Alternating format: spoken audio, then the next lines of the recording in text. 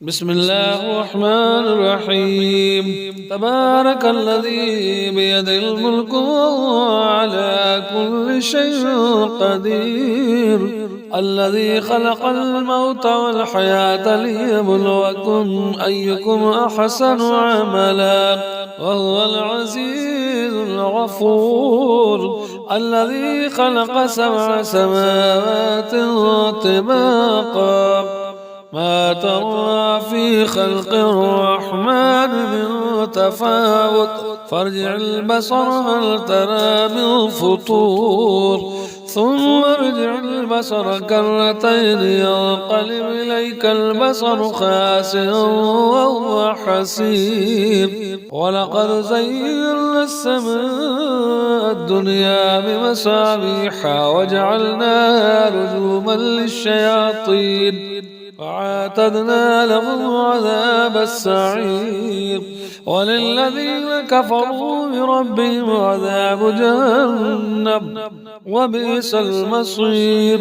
إذا ألقوا فيها سمعوا لها شهيقا وهي تفور، تكاد تميز من الغيظ، كلما ألقي فيها فوج سألهم خزنتها ألم يأتكم نذير، قالوا بلى قد جاءنا نذير، فكذبنا وقلنا ما نزل الله من شيء إن أنتم إلا في ضلال كبير. فقالوا لو كنا نسمع أو نعقل ما كنا في أصحاب السعير، فاعترفوا بذنبهم فسحقا لأصحاب السعير. إلا الذين يخشون ربهم بالغيب لهم مغفرة وأجر كبير. واسروا قولكم وابجهروا به إنه عليم بذات الصدور. ألا يعلم من خلق وهو اللطيف الخبير.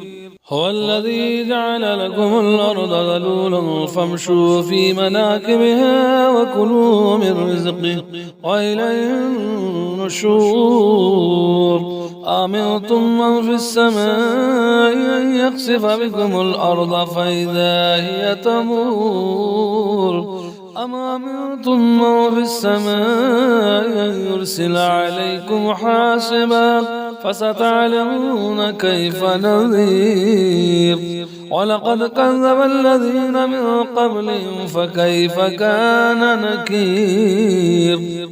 أولم يروا إلى الطير فوقهم سافات ويقبض ما يمسكون إلا الرحمن إنه بكل شيء بصير. أمن هذا الذي وجند لكم ينصركم من دون الرحمن إن الكافرون إلا في غرور.